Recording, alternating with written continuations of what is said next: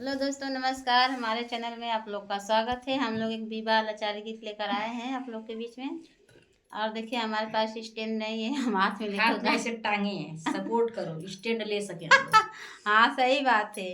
आप लोग सपोर्ट करेंगे तभी ना हम लोग सब व्यवस्था लेंगे। और चलिए, हम लोग के बीच में एक लाइन गाना। कमाई 1 रुपया ना, खर्चा रुपया। हम्म। कमाई 8 ना, खर्चा रुपया कहाँ से? सही बात है। चलिए। लीला पकाला बूंदा, लीला पकाला बूंदा, ससुर देखिलो भैना हो। लीला पकाला बूंदा, लीला पकाला बूंदा, ससुर देखिलो भैना हो। ई हाथ जानी है ससुरु, जानी है ससुरु, पिया परदेसवा हो। ई माती जानी है ससुरु, माती जानी है ससुरु, पिया परदेस हो। भेजब बैरन चिठिया, भेजब बैरन चिठिया, पिया के बोलैबा हो।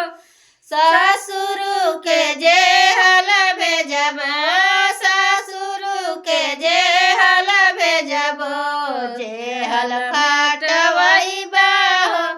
लीला पकाला बूंदा, लीला पकाला बूंदा, ससुर देखिलो भैना हो। लीला पकाला बूंदा, बसुर देखिलो भैना हो।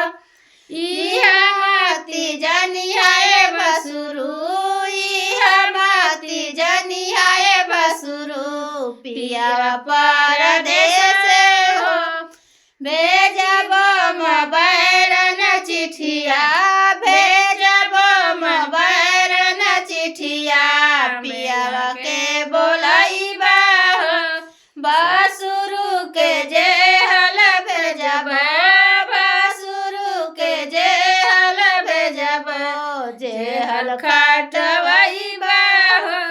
लीला पकाला बूंदा, लीला पकाला बूंदा, देवरु देखिलो भैना हो।